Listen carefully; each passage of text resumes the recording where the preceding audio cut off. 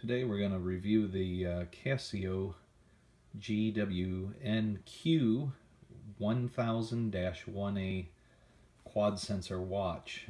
I bought this watch online from Tick or Talk.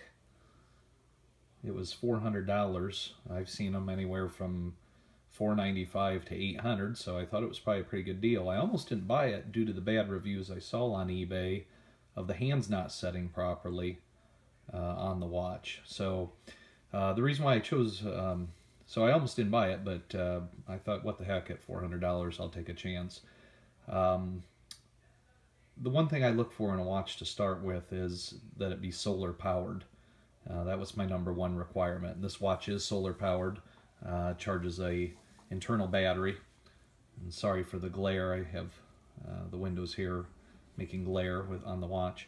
That's the first thing I wanted, was the solar power. The next thing is I do a combination of boating, flying, and diving, and I really wanted a watch that would do all of that.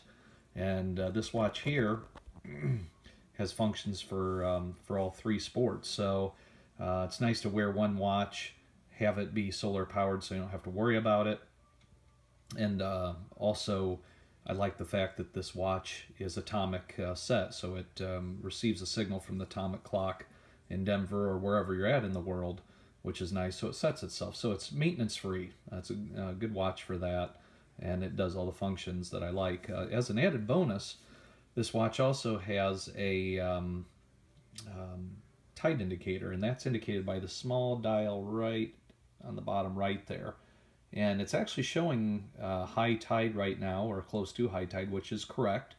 I have it set for New York time, and on top of that, I programmed into the watch, you can actually set your latitude and longitude, which I did to make it more exact, and I set it for Fort Myers Beach, Florida. And it's currently high tide there, so it's indicating properly. When it was low tide this morning, it indicated properly, and it has ever since I've set it.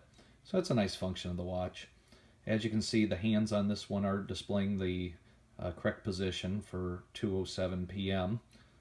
They're not off any, so a few people have had that problem, but I haven't experienced it. Another neat thing about this watch is I can't stand watches that I can't read at night. And this watch has an incredible light. There, I lit it up. It has an LED at the bottom and at the top, and it's super bright. It makes it where you can read, especially with old eyes like mine. It's nice. So the light is great, and in low light conditions, it has a sensor, and when you rotate the watch towards you, it won't do it now. Well, I can walk into a dark area, but walk in the bathroom where it's a little darker, you know, that might not work. Have to find a closet here. So you walk in where it's dark, the lume's pretty good on the watch, and then you tilt it towards you, and the light comes on for 3 seconds. So that's a nice feature. Again, just tilt it towards you, and the light comes on. So, now that we've shown how the light works, go back to some of the features of the watch that I really like. The first feature I really like is, other than the time, is I like having the day and date on the watch, and where it says Sunday, 3/26, March 26th, that's nice to glance at, be able to see it, and it's very readable. It's big enough you can read it. With a lot of my mechanical watches, you can't read them. They're too small, and again, with my older eyes, it's hard to see. The next feature I like is world time, and I currently have it set to UTC, because when we fly, we use UTC time as our primary time. And as you can see, it's 1809 UTC time. So when I'm flying, I can have my local time and my UTC time at the same place, which is nice, or on the same face, which is nice. Then we have the tides, and I can actually go through and see what the tides were. At 6 a.m., the tide was between low and high. At 7, it got closer to low, as you can see the hand moving. At 8, 9 is low tide. 10 o'clock, 11. So now the tide's coming up off a low, so we can see the trend of what it's going to be for the day. At 1 o'clock, 2 o'clock, Then 3 o'clock, it's calling it definite high tide. 4 o'clock still high. Now it's heading towards low again as the day progresses. And I have it set for 24-hour time. So now we're at 8 o'clock. We're getting close to low.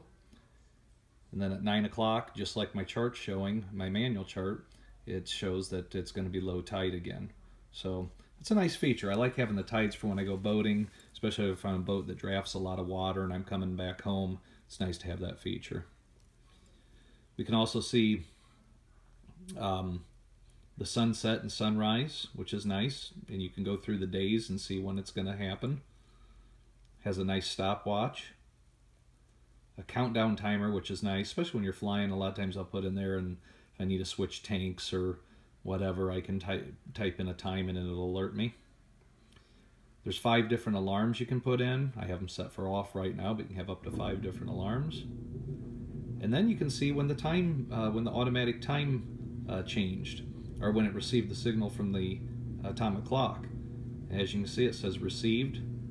Let's go back to that. Received 3:26 today at 3:09 a.m. And I had this watch sitting in the middle of my house, so it's able to receive the atomic clock even in the middle of the house. I'm currently in southern Michigan right now, and it had no problem receiving it. So I've had it close to the window before, and it receives it, it seems, right after midnight. But last night, it was sitting in the middle of the house, and it received it at 3:09 in the morning.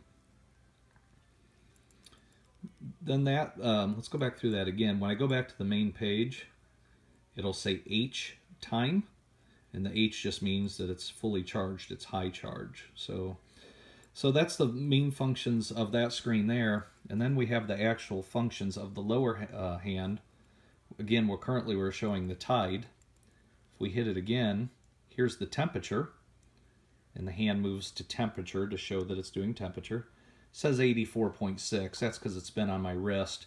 It takes the watch about 15 minutes to compensate once you get off your body to equalize with the surrounding.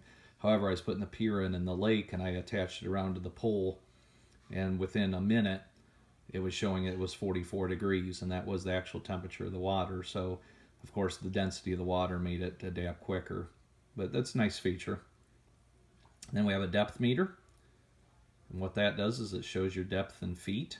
I have it set to feet. You can do meters or feet.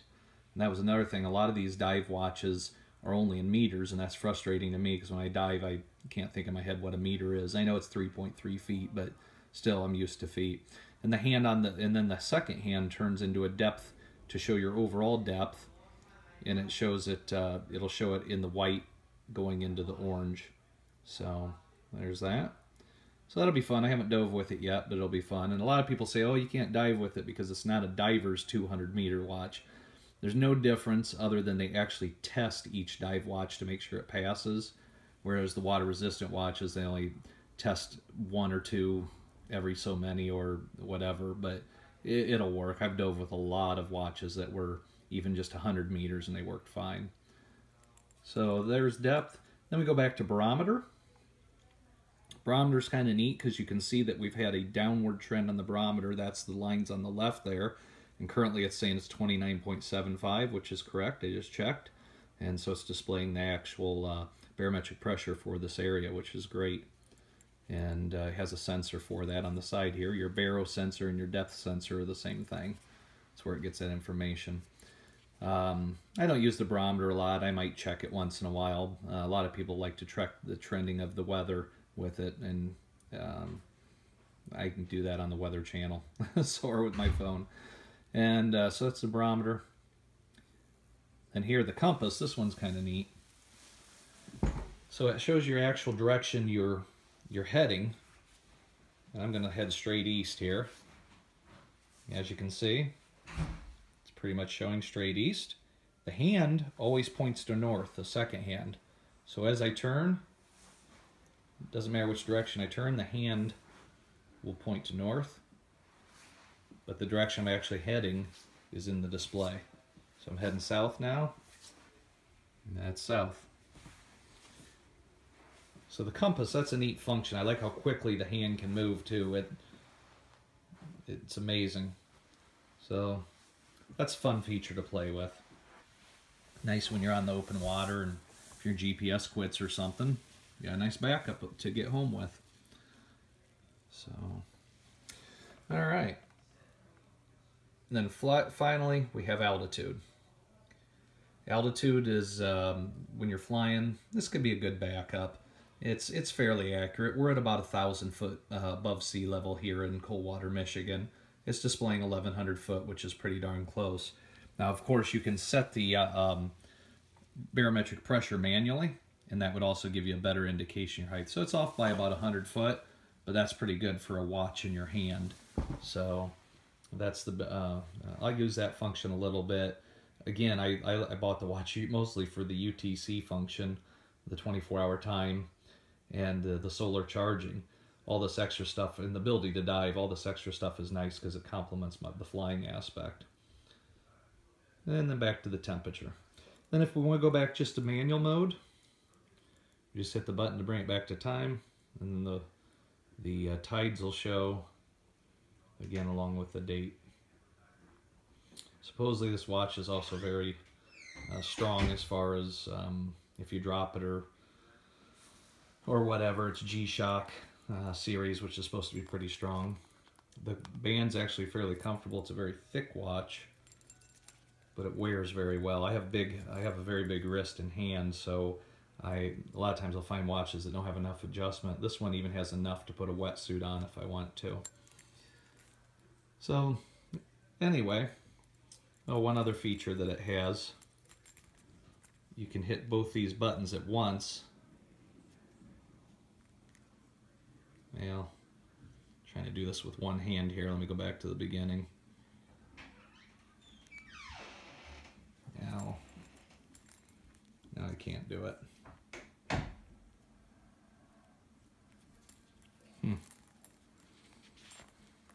Let's see here. All right.